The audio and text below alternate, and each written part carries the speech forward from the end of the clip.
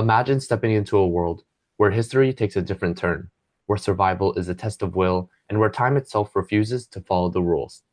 Today's guest has a gift for blending history, culture, and speculative fiction, crafting stories that challenge our understanding of power, identity, and resilience. From the alternate history of Wolf by Wolf to the high-stakes survival of the Walled City and the time-bending adventure of Invictus, her books take readers on journeys that are both thrilling and thought-provoking.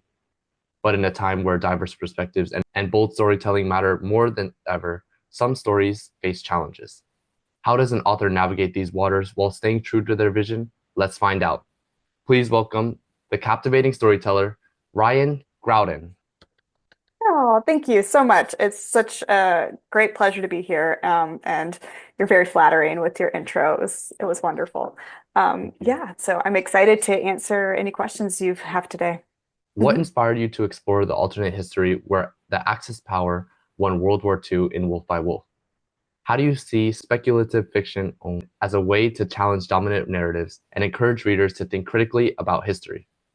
I have always loved history. I've always been really drawn to it, really fascinated by it. But unfortunately, in school, I didn't have very good history teachers. So one example is my honors U.S. history teacher. This was my junior year of high school, and the first day of class, she sat us down and she was like, "I think war is icky." She used the word icky. And she said, so we're just not going to study any of the wars. We're going to skip all of the wars and focus on other things. And this is honors US history, mind you. And so, we're skipping the Revolutionary War, the Civil War, World War I, World War II, Vietnam, Korea, everything just we don't learn any of it. So we focused most of the year on the 1920s and flappers. And it was not very educational or satisfying in any way. So in response to that, thankfully, my dad is a big reader and my dad does love history. And so he has a big home library with lots of books on the shelves. And he was always really fascinated. Like, I mean, a lot of boomer men are with the Civil War and with World War II. So he had a lot of literature on both of those things. And so I always was really drawn to like movies and books that portrayed World War II, especially. Yeah, it's crazy that it will be 100 years in like 15 years. But I think one of the reasons it's so alluring to people is because that war, out of almost any other war, has been mythologized in a way that it has like there's like a very clear side force of good versus evil, right? Like most people, hopefully everyone can agree that like Nazis are very bad, and they represent the ultimate evil. And then you have the Allies fighting them. And then people who were laying down their lives to hide their neighbors and hide their friends from the Holocaust and stuff like that. So, there's lots of examples of like the lowest of the low, and then examples of the opposite, people dying for other people in heroic sacrifice. So I think that is one of the reasons that we still to this day feel drawn to stories that are set in that time period, in that conflict. So yeah, I went home and I just did a lot of my own reading, a lot of my own research, and just have always been really drawn to that era. And then later in 20s, I happened to read a trilogy by Scott Westerfeld called Leviathan Trilogy, I believe it's called. Anyways, it's set in World War I, but he gives it a really huge speculative twist. So it's like really actually set in another universe, and it's basically kind of robots versus organic animals, but it's set in like Germany and the real world. So he told the story of World War I in a way that like allowed him to explore like different themes than a traditional, like straight historical book would. And I just loved that series. I loved reading through it. And I got to the end and I was like, I would really love to write an alternate history. I've always loved that idea. And I kept going back to all of the reading I'd done on World War II, and saying, okay, well, how could this have played out differently? And like, what speculative angle can I bring to it? Um, and, I'm not always completely clear on how my subconscious works, but it somehow came up with this concept of a girl who was able to skin shift because of experiments that had been done on her in the camp. And skin shifting basically means she is able to change her appearance at will to look like anybody else. And so she uses this uh, ability to escape the camp and join the resistance. So it's set in 1956 after the Axis powers have already won. Um, and so she joins the resistance. There's still people who are fighting, um, albeit underground. And she decides to use these powers that these evil Nazi scientists have given her through, basically the goal to like make people look more Aryan or try to, experiment with that. And she uses that to basically trick her way onto a motorcycle competition. And various things unfold from that. But basically, I found that using the idea of skin shifting and this like kind of science fiction twist in this historical narrative allowed me to explore themes of identity and themes of self-discovery in a setting, in a very dramatic setting where obviously like the Third Reich and the New Order had a lot of really twisted they had a very twisted racial ideology, and they basically sought to exterminate anyone who didn't look like them or wasn't um, Aryan, or they set out to subjugate them. And so, really, this narrative with Yael and her ability to change her outer appearance, in the book, she feels very lost. She feels like because she can't remember her own face, basically, she's changed so much. And so she has a really hard time like trying to preserve her own identity. And she ends up going back and basically like holding on to the memories of people and her experiences that she's gone through, and all of the grief that she has. And this is symbolized by the wolves that are tattooed on her arm, and each tattoo is a person. And the tattoos are the only thing that her skin shifting doesn't change. So she always has these tattoos. She always has these internal experiences that make her who she is. And so, I was able through the science fiction and the speculative element to really kind of challenge like what makes a person who they are. Um, it just allowed me to do a lot of exploration on the themes of identity, um, juxtaposed with this really dark regime that had very black and white views of identity. Um, and I couldn't have done that without the science fiction aspect of it. So yeah, that's a really long-winded answer for your question, but like uh the uh using like blending genres and using speculative fiction definitely can open up narrative themes and paths that you would not be available to you otherwise. So I like playing around with it. How important is diversity in your storytelling, and how do you ensure authenticity and respect when writing about different cultures and historical events, like in the Walled City? We live in a very diverse world, right? And one of the things I've been like super lucky in terms of being able to travel a lot. I grew up here in the United States, in Charleston, South Carolina. So I am Southern by birth, but I, when I was older in my 20s, was able to live abroad and travel to all sorts of countries. And I actually spent a year living in South Korea teaching English, which was really, really neat. And so, like, just being able to travel and immerse yourself in a completely different way of life is really eye-opening, and I think has really helped me as a writer. Being able to live, like, I spent 6 weeks in Cambodia one summer, and I was, it was not actually a vacation. It was more of a trip to like learn about poverty. So I was able to like live in a slum with a family for 6 weeks and could only do the things they did, could only eat the foods they ate. And so I was really just immersed in their lives and learned just like I came back to my middle class life in America and was just it was really kind of had a lot of reverse culture shock in terms of like, oh my gosh, this family that I lived with, they lived off of nothing. And the mom like spent hours a day doing laundry because she doesn't have a washing machine, and she had to go to the market 3 times a day because they don't have a refrigerator.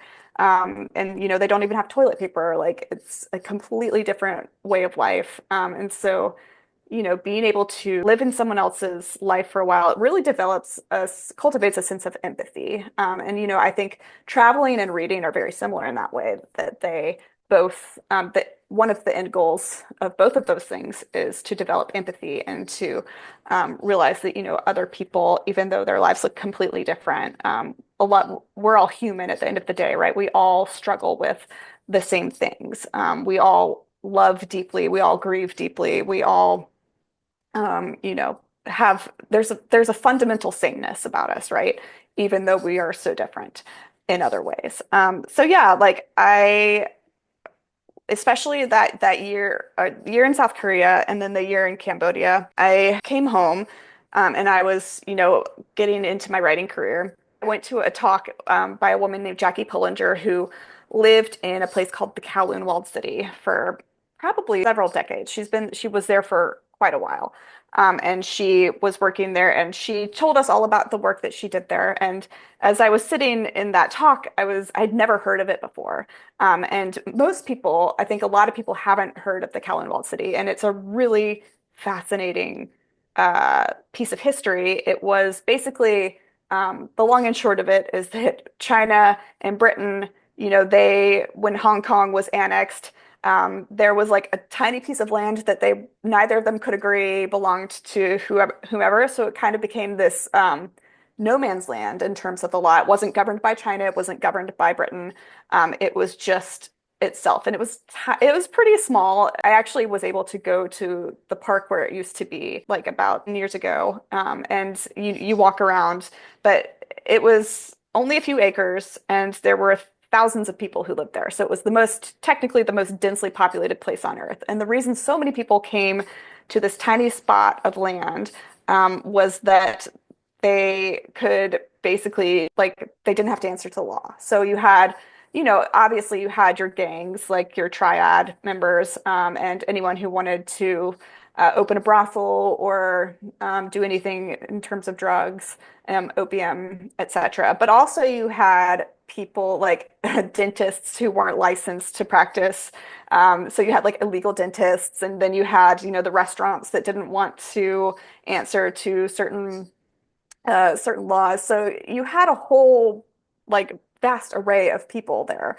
And I just started doing more and more research. I watched the documentaries. There was like a German team that actually like walked through this place in the 80s, and the actual construction of the city, it couldn't go out, so it grew up, and it was like so congested that there were streets at the bottom, but the sunlight couldn't reach them because they were basically tunnels.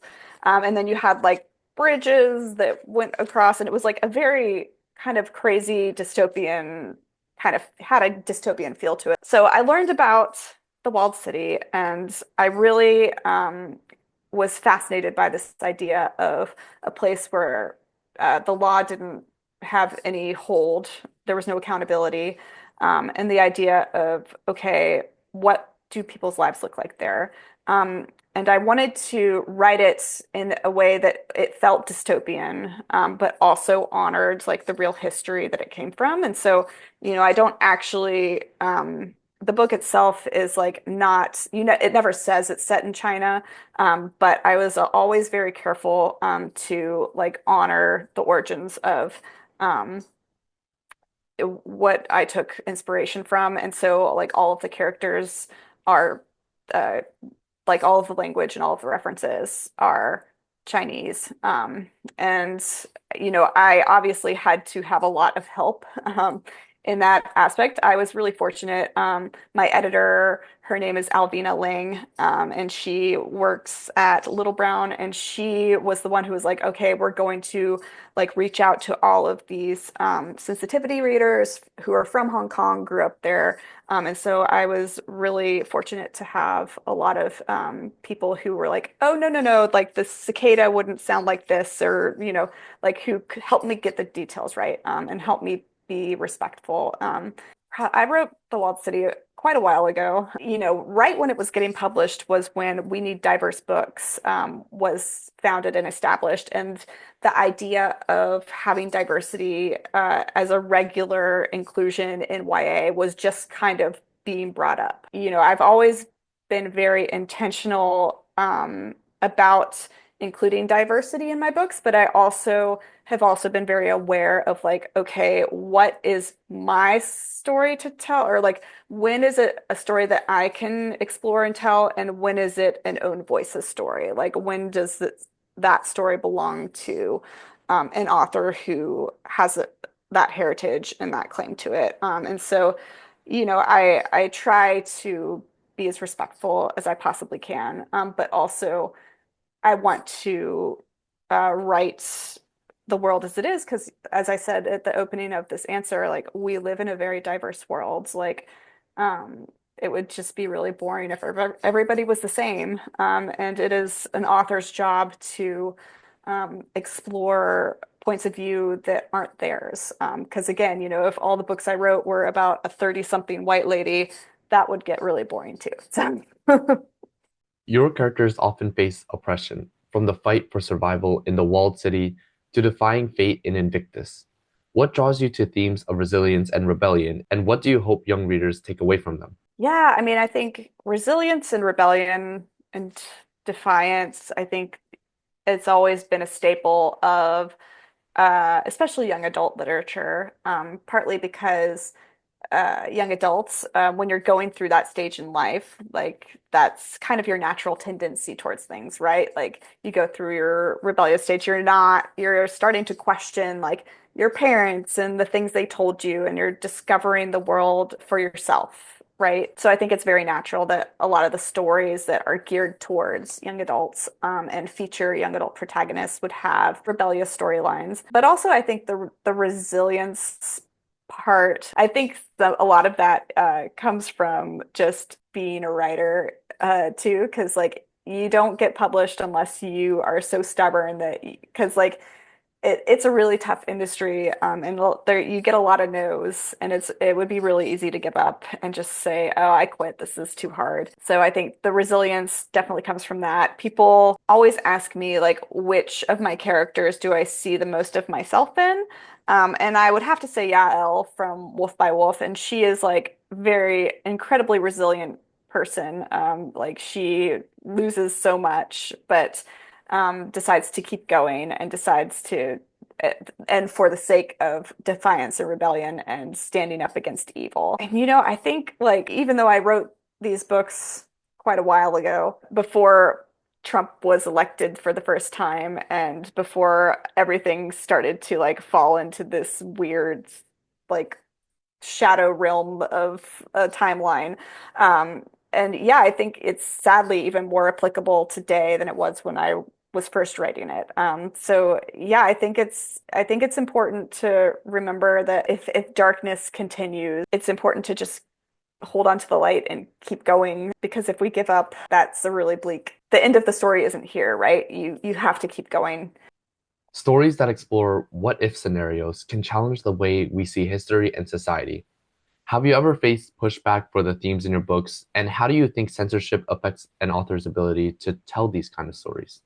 I actually, to my knowledge, none of my books have been brought up for the book ban that, is all over the US right now. Books are being challenged left and right, which is really awful and a whole other subject. But Yeah, so I think actually one of the biggest pushbacks I have received was from an editor, and this was a UK editor, and this was actually for Wolf by Wolf before it was even published. You know how I incorporated all of the real history into it, and my US editor was like, "This is really amazing, and I can't wait to publish this."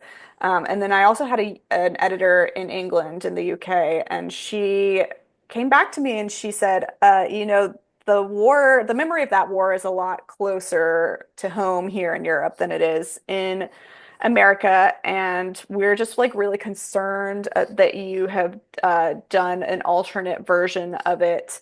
And we think that it's possible that you could receive a bunch of pushback and that basically your career would be over. Um, uh, and she was like, "We want you to take out all of the references to real history." And obviously, I was like very freaked out by that conversation. And I even went as far as to write a draft where all of the references to real history and place were taken out and changed. At the end of the day, it didn't work, right? Because like there's a lot of references to like real world places, and then not just that, like in terms of the race and them going through like this established scenery. It was also just like it lost its power. The story lost its power when I took the real history, the real known history away. And so we had another conversation with my editor, and she was again emphasizing that like telling me all of the bad things she thought would happen. That, you would get canceled and you won't be able to write books after this and stuff like that. But I knew in my gut that it was the right thing to do and that that story needed to be told. So I decided to stand my ground. And my US editor was really helpful in also backing me up. And she said, we'll go forward with this and do this." Um, and then at the end of the day, like nothing came of it. It was actually like nominated for a Carnegie Medal and it was really well received in the UK. It was like a BBC Choice book for Radio 2. And people did have a really great response to it, which I'm really super thankful for. But yeah, I think a lot of times with the censorship, it's tricky because so much of it can be out of the author's control, especially when it's the general public challenging school libraries or just, public libraries. And I think there's a lot of people who hate reading or like they hate that because, in one of my other answers, I was talking that like reading really cultivates empathy, right? And it really helps us connect with people who are different from us. And I think there are people out there right now who don't want to connect to people who are different from them. They want to continue to alienate and see them as other and push them away. And they don't want the next generation to question that. So they're challenging books. Nothing good ever comes of challenging books or burning books, right? So I think as an author, our job is just to continue writing and to continue challenging ourselves and the people around us with the hard truths and the hard questions. When you write books, do you have any thought in your mind, anything about censorship? Will my book get censored? How can I make this so it doesn't? Or are you okay with challenging that? It's a little bit different for me because I write books all across the board. So I write middle grade, I write young adults, and I also have started writing adult novels as well. So with the middle grade novels, I have to be a little more aware of like, okay, if I if I use this word, like say a bad word, then it's not going to be put on the shelves, or like that will automatically like cut it off from being included in X, Y, and Z. And so like I'm a little more mindful in my middle grade books of like the language I use and stuff like that. But, with YA and adults, you can get away with a whole lot more in terms of dark themes and language and stuff like that. So, I'm never like overly gratuitous. I don't think like everything that I put in my books is put there for a reason. Um, but yeah, I'm not overly concerned about censorship. I feel like it would almost be a badge of honor at this point to get a book banned. But yeah, I don't censor myself I would say, other than the middle grade language. Have you ever had a reader reach out, whether through a letter, social media, or an author visit, to share how maybe one of your books changed their perspective, helped them through a difficult time, or even altered their course of life? What story stands out to you the most? I've had like so many encounters through the years, and I love hearing from fans. Like it's probably one of the most rewarding parts of being an author is just being able to hear from somebody who has been deeply impacted by your book. Because, so much of being an author is sitting in front of your computer by yourself, like talking to yourself in your own head. It's a very like isolating experience. So once you hear about the fact that all of this work that you've put in has impacted somebody positively, like that's a really big deal. I think probably the most feedback I've gotten has been for the Wolf by Wolf duology. I feel like that for some reason has been this series, the book of mine that has spoken the most to people. And I've gotten a lot of feedback, especially from teachers.